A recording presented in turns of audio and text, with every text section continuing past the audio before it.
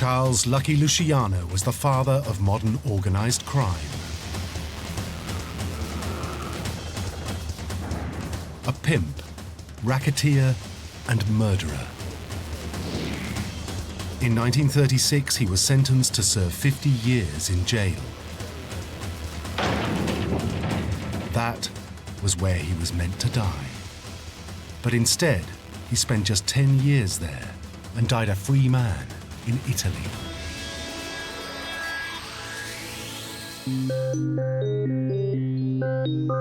Behind this remarkable reversal of fortune is one of the most unlikely collaborations of the Second World War between the US Army and the convicted mobster.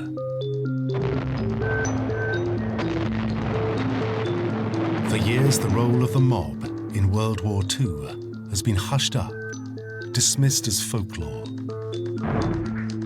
But this film reveals the startling new evidence that proves beyond any doubt that the US government and the Mafia worked together to help win the war. I've found records, archived documents that show that it's a fact that Luciano did strike a secret deal with the United States government. This secret relationship between the United States government and the mob ran from the Battle of the Atlantic to the Allied invasion of Italy.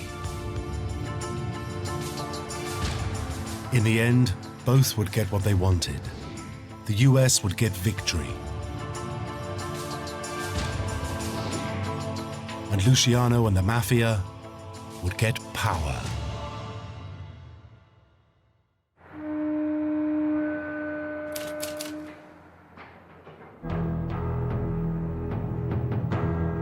In 1907, one of America's most unlikely war heroes arrived in New York City. Charles Luciano was an Italian immigrant destined to become a Mafia boss of bosses.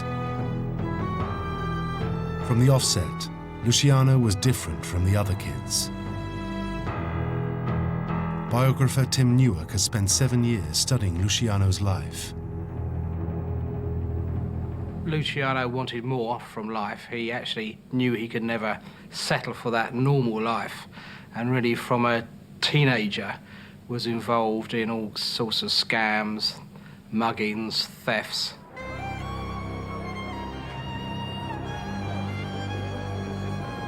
In the slums of New York's Lower East Side, Luciano quickly earned a reputation as a street fighter and petty thief. And he began to make some useful contacts. Luciano was making some money out of beating up kids going to school, and he saw a particularly small-looking guy and went up to him and asked him for some money, but he'd chosen the wrong guy. It was a young Meyer Lansky. A Polish Jew, Meyer Lansky was as tough as Luciano himself.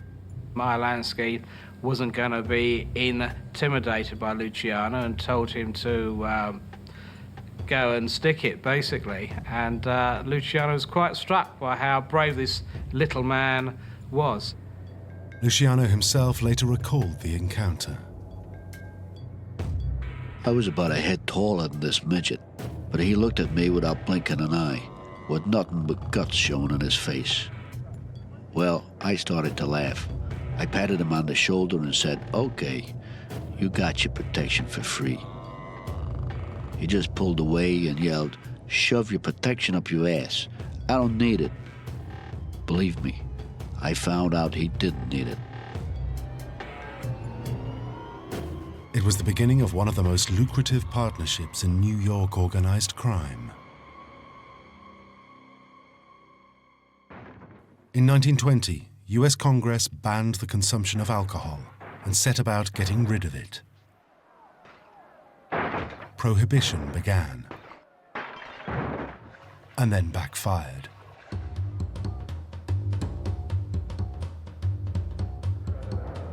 Driven underground, the black market for alcohol fueled an entire underworld of illegal bars, nightclubs, and strip joints.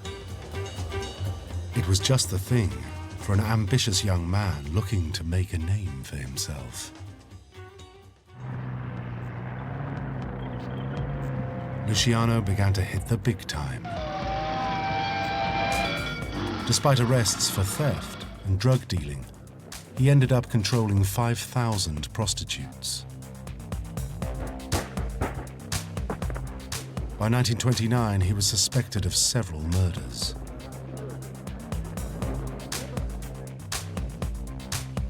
Luciano was so successful that he caught the eye of one particular organization that was flourishing in the underworld: the Mafia.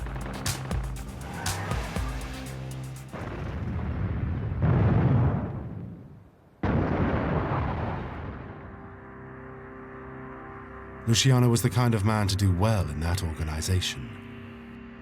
Like all good mobsters, he wasn't without his charms. As Moses Polakov, his former attorney, remembers. Lucky was a nice guy. The old-timers were well behaved. They were not like the present mob. If Lucky walked on the street and he bumped into you, he'd apologize to you. For all Luciano's good manners, he rose quickly through the Mafia ranks, even taking out his own boss to get ahead. He waited in a restaurant toilet while he had Joe Massarea executed, then stepped out and calmly called the police. By 1932, the Italian immigrant had become Mafia boss of bosses. He completely dominated drugs, prostitution, gambling, and protection rackets in New York City. By now, he'd earned himself the nickname Lucky for surviving an attempt on his life. In 1934, the mayor of New York was Flores LaGuardia. I have just assumed the office of mayor of the city of New York. He named Luciano public enemy number one.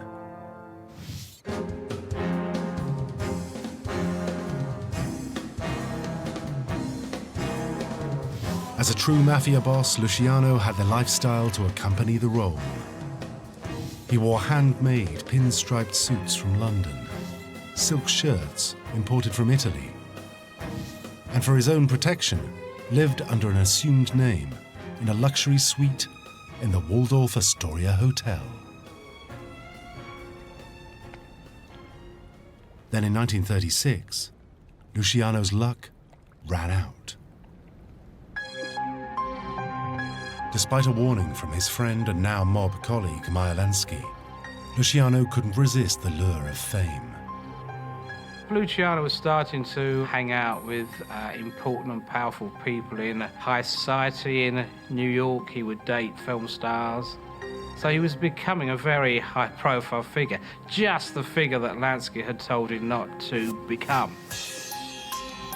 That was Luciano's mistake. He caught the eye of a dangerous opponent, a man with ambition to match his own. We have made a real start on cleaning the gangsters out of New York. In 2 years, we have shown that our people can be protected, that they can be delivered from the grip of the mobs. New York Special Prosecutor Thomas Dewey was determined to rid the city of the mob and to crush its criminals. Racketeer is not and never has been above the law. The real problem is to remove the influence of the racketeer from politics. Dewey had Luciano in his sights. Thomas Dewey thought, here is a person who really needs to be taken down. So really Luciano was a victim of his own success at the time. Dewey was waiting for Luciano to slip up, and in 1936, he did. Dewey had heard a word that Luciano was involved in the sex business, basically running the prostitution rings in New York. Some of Luciano's girls were persuaded to testify against him. Finally, Dewey had what he needed.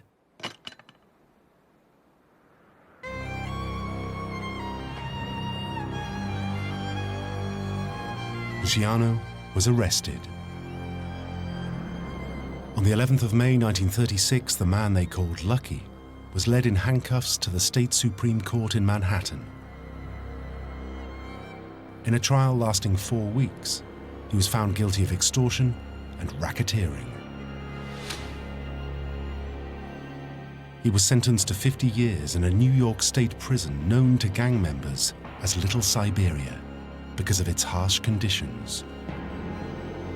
People think that the Mafia can live well in jail because they have so much power and so much money, but actually Luciano led a very humble life there. He said it stank, it was cold, and he was a very, very miserable figure. His appeals for parole were denied. Luciano seemed to be finished. Locked up and isolated, no amount of bribery or threats could save him. To be quite frank, he thought he was going to be there for the rest of his life.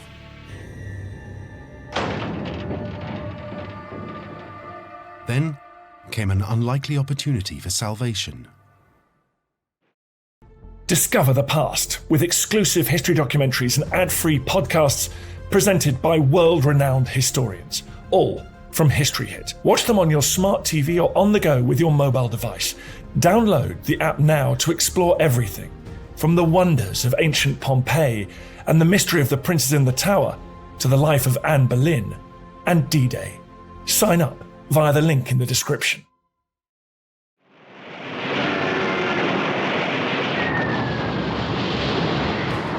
World War II.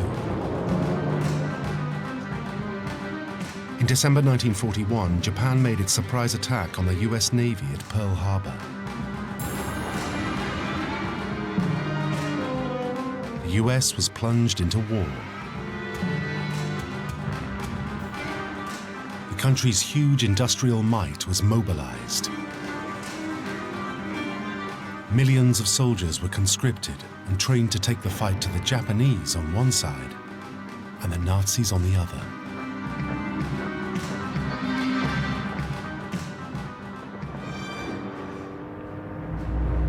Closer to home, America joined the Battle of the Atlantic.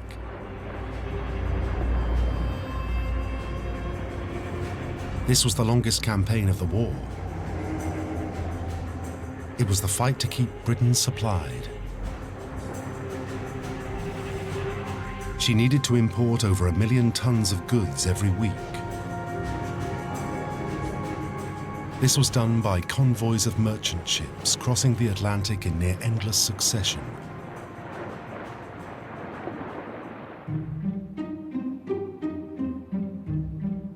Crucial to all this were the New York docks. 80 square miles of warehouses and piers, the docks were the gateway to the Atlantic and Europe. But from the minute the US entered the war, ships leaving and entering New York came under attack.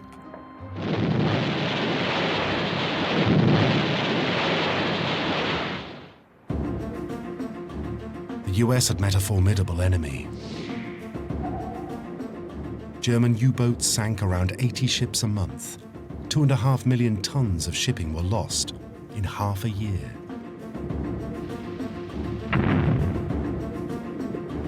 The United States Navy is today fighting in the greatest war in United States history, and fighting it with all the strength of its guns, planes, ships, and men. The task ahead is tremendous and is hardly yet begun. Unable to stem the destruction, naval intelligence officers were convinced of one thing. The German spies had infiltrated the docks and were signaling to U-boats offshore. They must be tracked down. The trouble was, the docks were off limits. They were the territory of the Mafia. And they were controlled by men working for the boss of bosses, Lucky Luciano. Even from jail, Luciano retained complete control. The docks were a closed community. and almost impossible for US agents to penetrate from the outside. Navy agents' attempts to get information didn't impress the mob, as Meyer Lansky recalled in his memoirs. Everyone in New York was laughing at the way those naive Navy agents were going around the docks. They went up to men working in the area and talked out of the corner of their mouths like they'd seen in the movies, asking about spies. The naval intelligence agents were stonewalled. No one in the docks would say anything without Luciano's approval. And Luciano didn't approve. From jail, he'd spotted an opportunity to strike a deal. He knew the US government needed him. They would simply have to be convinced of just how much. Then, on the 9th of February 1942, something happened that would do exactly that.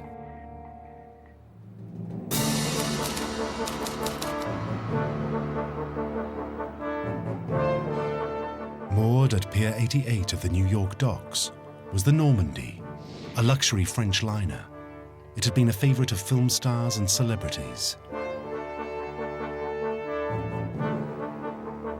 The Normandy was both fast and powerful, and when the French capitulated, she was quickly commandeered by the US military, who were transforming her into a troop carrier.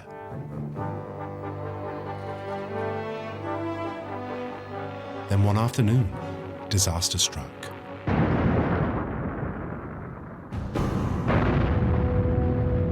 The Normandy went up in flames. Emergency vehicles rushed to the scene. It was the biggest gathering of emergency services on American soil since the war had begun. For 6 hours, the Normandy burned. And then, in the early hours of the morning, she keeled over, sunk under the weight of the water that had been pumped onto her decks. The death of a queen. Now the $60 million luxury liner lies on her side, mortally stricken. In the aftermath of the disaster, the investigations began. Was this the work of German saboteurs? Had some of the Italian-American dockers been fascist sympathizers? The fear at the time, quite rightly so, was this was foreign sabotage. Somehow Nazi or fascist agents had gone onto the ship and burnt it.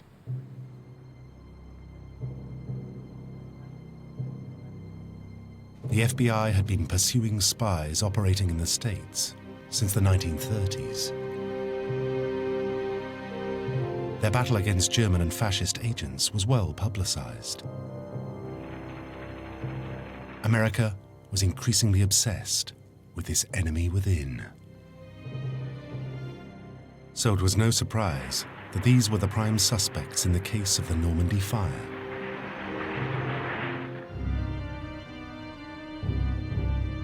The event, however, remained shrouded in mystery until Lucky Luciano made a sensational claim. He declared that his men were responsible for torching the Normandy, that it was the work of his henchman, Albert Anastasia. In a book purported to be based on his direct confessions, Luciano explained. Albert figures that if something could happen to the Normandy, that would make everybody crap in their pants. It was a great idea, so I sent back word to Albert to handle it. A couple of days later, I heard on the radio where the Normandy was on fire, and it didn't look like they could save her. That goddamn Albert, he really done a job. Luciano's was not the same as the official version of events. In their investigation of the incident, the US government had come to a different conclusion. The Normandy was an unfortunate accident caused by civilian incompetence. It was decided that the fire had been started by rogue sparks from a workman's blowtorch. The case was supposedly closed. Whatever the truth behind the event, the Normandy disaster would prove to be the beginning of one of the most peculiar relationships of World War II.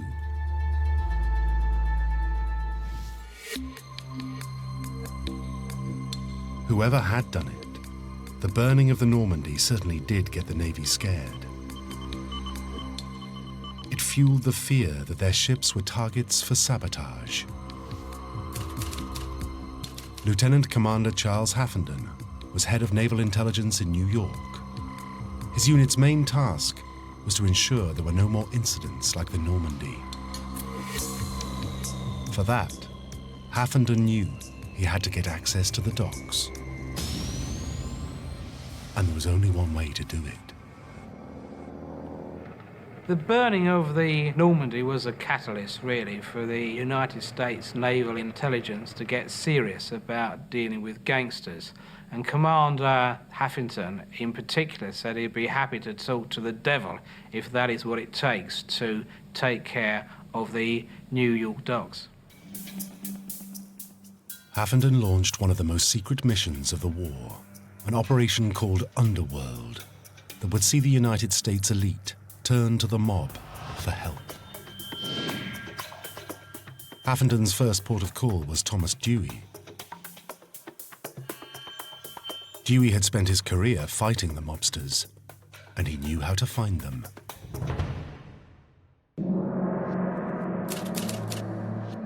First, he made contact with Joseph Sox Lanza. He was Luciano's man on the ground at the docks, Mafia chief of the Fulton Fish Market, where he ran a lucrative business.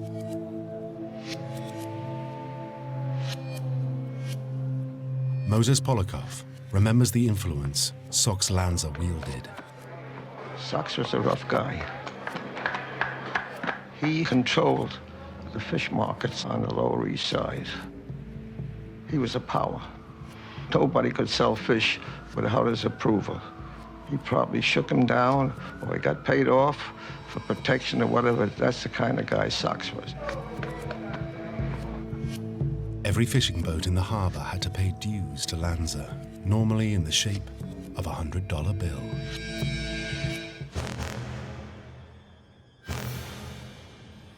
US officials met with Lanza in secret and brokered a deal.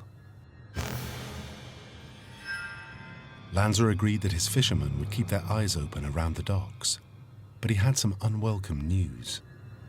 Sox Lanza said that really, I can do my best, but at the end of the day, the person who commands most respect on the docks is not me, but Charles Luciano. There was no way round it. To get what they needed, US intelligence would have to deal with public enemy number one, who was serving his 6th year in jail. Luciano was reeling them in. He would later claim, as far as Haffenden was concerned, he didn't know nothing that was going on, except that he was sitting there with his mouth open, praying I would say yes and help his whole department. Tim Newark has found clear evidence of Haffenden's need for collaboration in a statement made by Meyer Lansky. Lansky was interviewed for the official Herlands report, a post-war investigation into the relationship between the US military and the Mafia. We have a further statement here by Meyer Lansky saying that the government was fearful of sabotage, that's his phrase. He says they were mostly concerned about shipping and Italians working on the docks, and it was felt quite desirable to get some prominent Italians to get involved, and for that reason the name of Charlie Luciano came up. The question was who could win them Luciano's trust. There was one contact who might prove helpful. Luciano's old friend Meyer Lansky was proudly Jewish and hated the Nazis. He had openly opposed the Bund, an anti-Semitic pro-Nazi organization whose rallies mimicked those held in Hitler's Germany.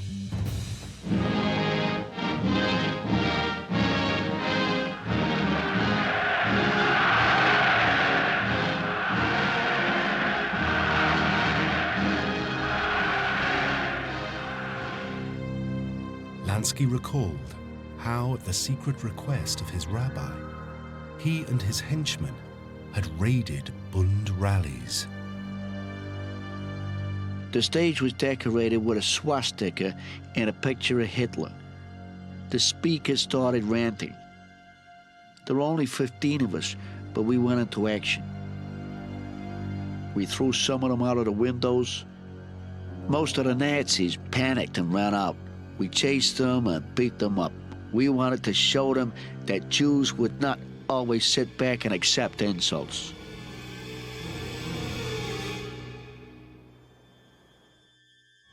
Meyer Lansky was a mobster that a nation at war with the Nazis could do business with. Lansky agreed to see what he could do to help.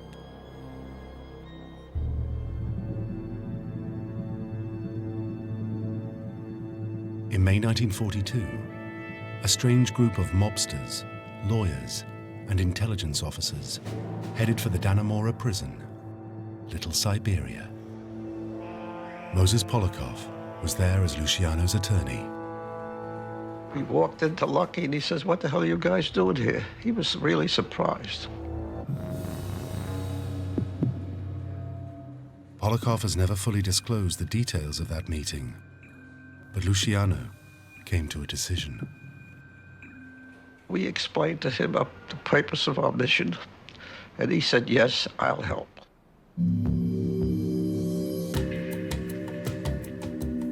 With Luciano's blessing, word went out that the mob wanted the dockers to pull together to help the war effort.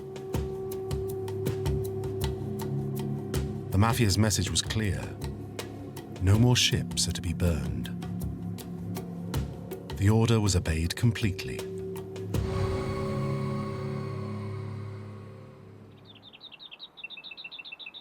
By then, Lucky Luciano had been moved from Little Siberia to Great Meadow Prison, one of the easiest going institutions in the US penal system. From the point at which the Mafia pledged their help to the US government, there were no more incidents on the waterfront and no workers' strikes. The docks ran smoothly for the duration of the war. US Navy intelligence was now committed to working with public enemy number one.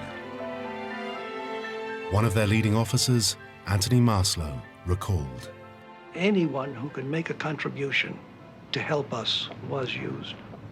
Whether it was Luciano, whether it was Bugsy Siegel, whether it was Costello, whether it was Meyer Lansky, yes. A.B. Zwillman, yes. Mike Lascari, yes. All of them." But the relationship between the mob and the government didn't end in New York.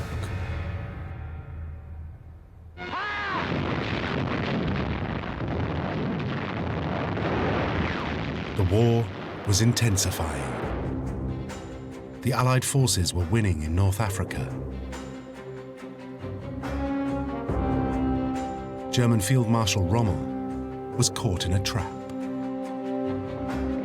British General Montgomery was pushing in from the east.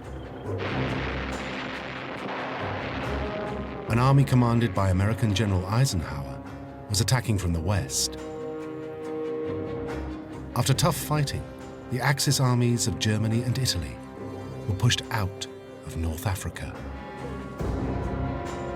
The British Prime Minister Churchill and the US Generals Marshall and Eisenhower decided that an invasion of Europe was now possible. The first stage of this plan would be to attack the island of Sicily. An opportunity was about to come Luciano's way.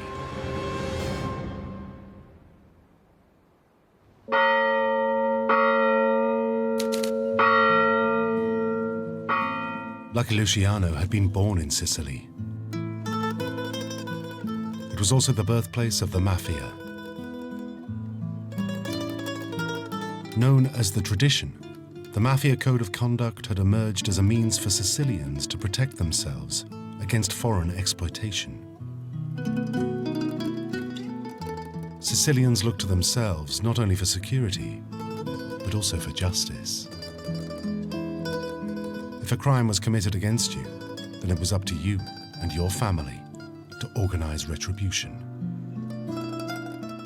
Luciano had always retained a great love for his home country and had many mafia contacts there.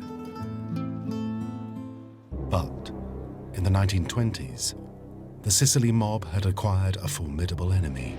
Non era rimasta indietro! Si aveva dell'Italia una concezione superficiale e pittoresca di quel pittoresco che io detesto! Fascist dictator Benito Mussolini. Mussolini made his name standing for law and order. He determined to put down strikers, communists, and criminals. Mussolini went to Sicily in the 1920s and was shocked by the fact that a leading mafia figure said to him, "I'll take care of you, I'll look after you, my men will guard you." Mussolini was embarrassed by this, and he said that basically no Italian can have two masters. Mussolini wanted to be the only master, not the mafia. Poi viceversa, desideriamo e vogliamo la vittoria di Franco. So Mussolini sent in his black shirts. He waged war on the Sicilian mafia, purging towns and villages.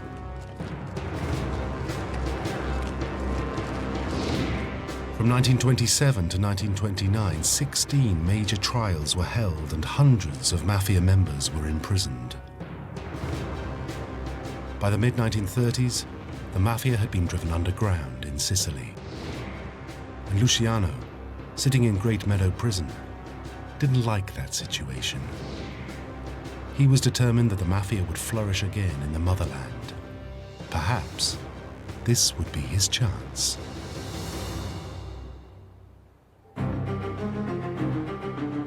The planned Allied invasion of Sicily was fraught with danger. Through a successful strategy of deception, the Allies had convinced Hitler that the invasion would take place in Greece or Sardinia, not Sicily. But Axis troops stationed in those countries would be quickly redeployed once the true plan was known. The only way to get Allied troops quickly onto Sicily was through amphibious landings. This would leave them vulnerable as they transferred from sea to land. For the invasion to work, the Allies vitally needed intelligence and agents on the ground. Once again, there was only one place for them to turn. What happened was that the United States Naval Intelligence, having had this success with Luciano taking care of the docks for them, thought maybe we can take this pact further, and so thought maybe Luciano and the Mafia could help with the invasion. Commander Haffenden went once again to his underworld contacts. He wanted information about Sicily from Italian Americans and recruited Meyer Lansky to help. Lansky called in his Sicilian contacts, who would be asked to comment on a large map of the island that Haffenden put in front of them. Some resisted, but not for long. It seems the boss of bosses was once again involved.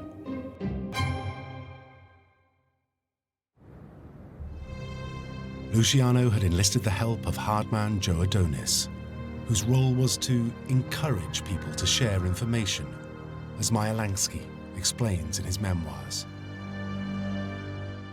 Sometimes some of the Sicilians were very nervous. Joe would just mention the name of Lucky Luciano and say he'd given them orders to talk. If the Sicilians were still reluctant, Joe would stop smiling and say, "Lucky will not be pleased to hear that you have not been helpful."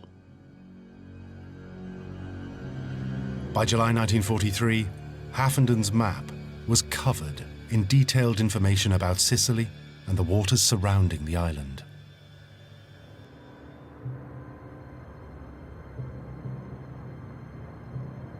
As the final preparations for Operation Husky were made, Luciano made an extraordinary bid to take his involvement in the US war effort even further.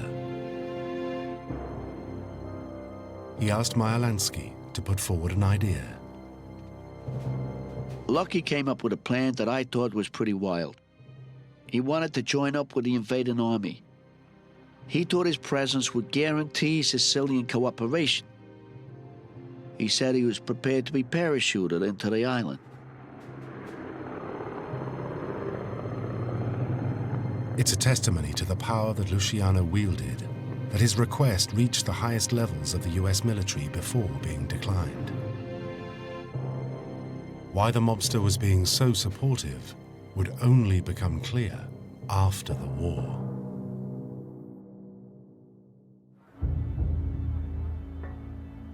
Armed with intelligence gleaned from the mob, the United States was ready for the invasion. On July the 9th, 1943, Operation Husky began.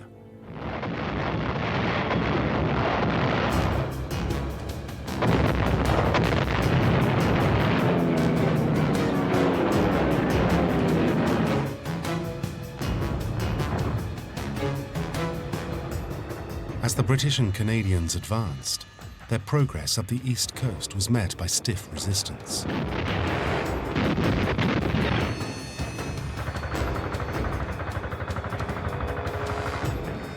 Every town had to be taken by assault. It looked like it would be a long and hard campaign. In contrast, the American 7th Army under General Patton seemed to have it easy. American Lieutenant Paul Alfieri was in one of the first intelligence teams to arrive at the port of Licata on the island. On arrival, he was met immediately by an extremely helpful Sicilian. The young man showed Alfieri to the secret hideout of the Italian Naval Command in a beachside holiday villa, and then provided gunmen to help him attack it.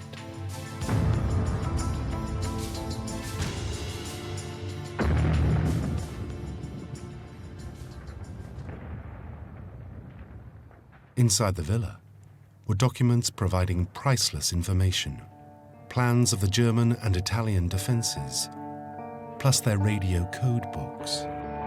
Most importantly, there was information on the Axis naval forces throughout the island. Map overlays detailed marine minefields and revealed safe routes through them. The intelligence saved many Allied lives. Lieutenant Alfieri was awarded a Legion of Merit for his actions.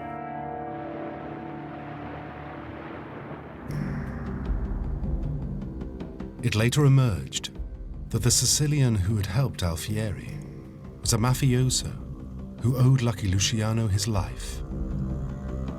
He'd murdered a New York policeman, and Luciano had saved him from the electric chair by organizing his escape to Sicily.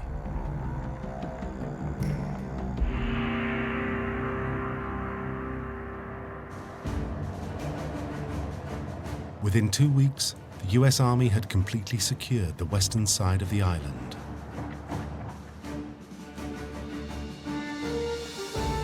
Official reports put this down to the efficiency of US troops, as did war photographer Herbert White. Boy, our American warships were crackerjacks. They knocked out every pillbox ashore.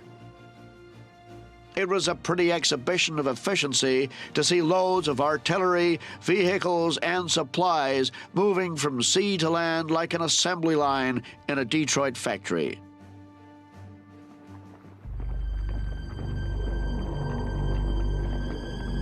But in his memoirs, Myalansky suggested something else was at work.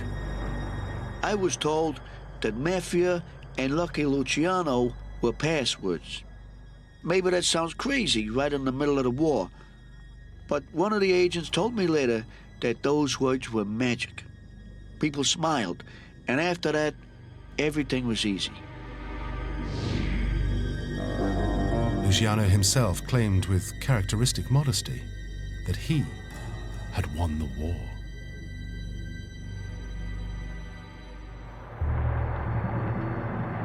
We may never know just how influential the mob were in the Allied liberation of Sicily. But Tim Newark has found evidence even within official documentation which confirms the Mafia was part of US strategy. What I found was that the United States Army had drawn up a report intended for the Chiefs of Staff, and that included General Eisenhower, who would have looked at this.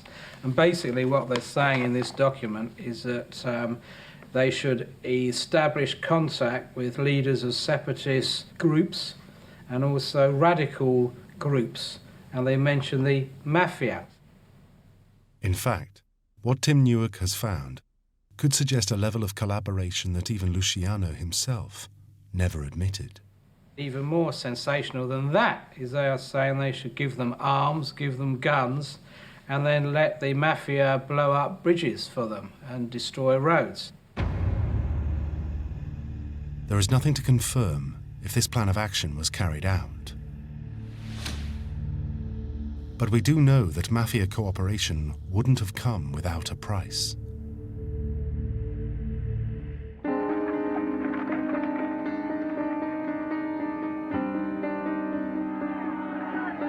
The war had left Sicily in a state of chaos that was now the responsibility of the US Army.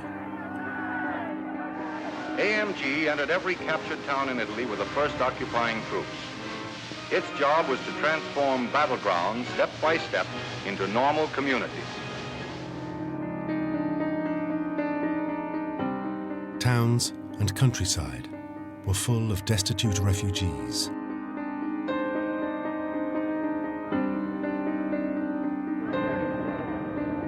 To bring the country under control, US officials had little choice but to replace fascist mayors with Mafia chiefs. When the fascists were kicked out of Sicily, there was a power vacuum, basically, and the figures who seemed the best figures to take over were those who had been anti-fascist, and of course many of these were local Mafia figures. They would take over as town mayors. A new mayor was sworn in. This man was now not only responsible to us, but to his own people. Under the guise of being victims of fascism, Mafia members, jailed under Mussolini, were released from Italian prisons.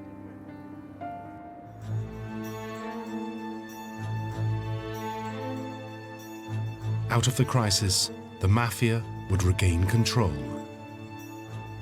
This was the beginning of their return to dominance in Sicily.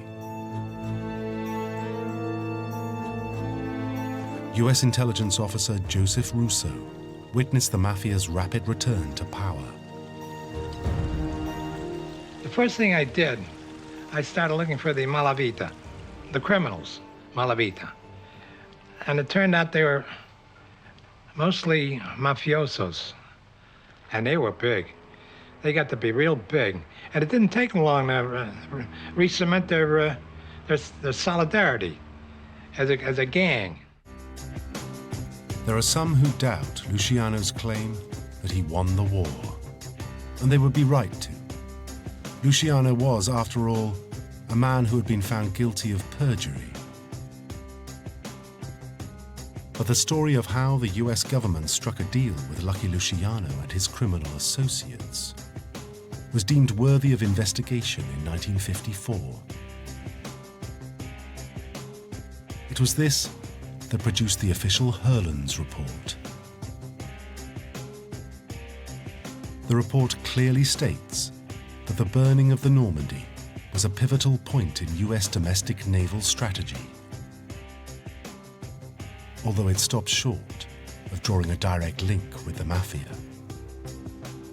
It also clearly states that US naval intelligence had no doubts about the morality of dealing with known criminals.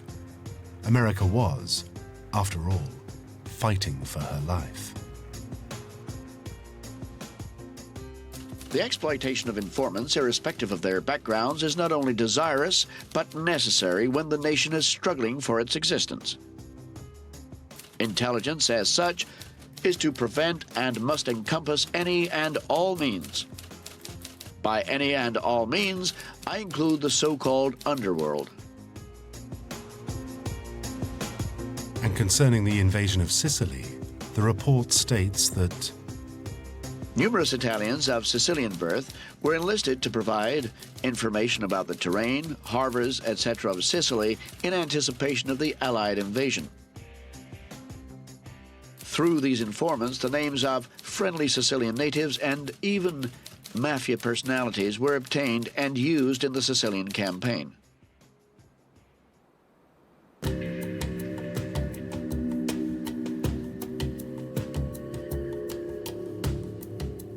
official documentation barely alludes to any deal that had been struck with Luciano. But the events that followed the war speak for themselves. In 1946, the convicted pimp, racketeer, and murderer, Lucky Luciano, was freed from prison. He'd served just 10 of his 50-year sentence. The only condition of his freedom was that he left the United States.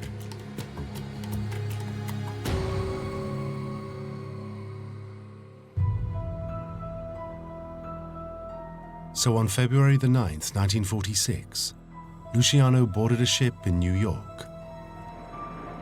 Meyer Lansky and Frank Costello were there to see him off. Luciano quickly re-established himself, operating first from Cuba and then Italy. Soon, Lucky Luciano was back in business. With Sicily now back under mob control, he massively strengthened his criminal links across the Atlantic and expanded the influence of the New York Mafia.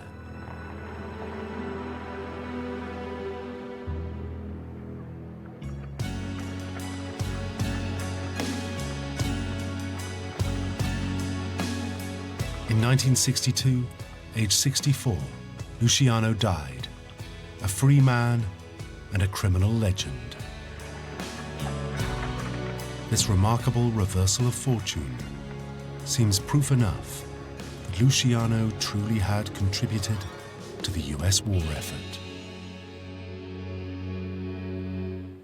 I think lots of people think that the story of the Mafia and Lucky Luciano being involved in the Second World War and helping the United States government to actually win part of that is a myth. It's not a myth. It's a fact that Luciano did strike a secret deal with them and was very helpful indeed.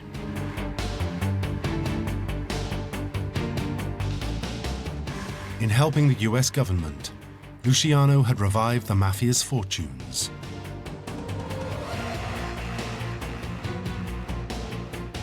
The path was set for their domination of organized crime worldwide.